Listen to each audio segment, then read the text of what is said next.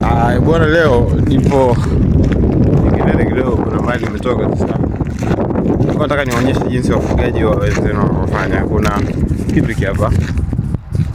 Hili hapa ni shamba la nyasi. Kama unatazama wanavuga sasa hivi wanafanya mchakato wa kukusanya nyasi. Huko kote wamelima. And then huko wanakusanya hizo nyasi wamezikata sasa hivi. Alafu kuna tractor inafanya kazi ya kuna kifaa maalum ambacho kinafanya kazi ya kukusanya sehemu moja, then kuna gari litakuja kusomba, then wanapeleka kwenye silo. Sasa hawa jamaa hapa wenzenu ni kipindi cha jua sasa, lakini ndio naweza nikasema kwamba kazi inaendelea. Kama unaangalia kwa makini, kuna upande ule kule, sijui kama kwa mfano, kuna upande ule kule kuna tractor bwana, liko linafanya kazi ya kugeuza, lakini kokote ndo ambapo nyasi zimegeuzwa, kuna namna ambavyo wanazipangilia na nini.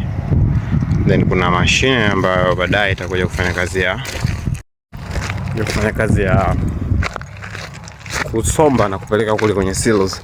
So hii ni nini? Hii inamaanisha kwamba wenzetu wamefocus sana na kuhakikisha wana wanyama bora na chakula bora, sio chakula ili mradi tu hawapeleke kwenye miti na nini, wanahakikisha wanajitengenezea malisho. Kama unavyojua, malisho ni kitu crucial sana kwenye ufugaji. Tunakaribia asilimia 75 mpaka 80 za gharama zote za uendeshaji wa mradi wowote wa mifugo unalala sana kwenye chakula. Kwa hiyo kadri unavyozidi kuwa serious na chakula, ndio unavyozidi kujiwekea guaranteed zaidi ya kutengeneza faida baadaye. Kwa hiyo tujitahidi jamani.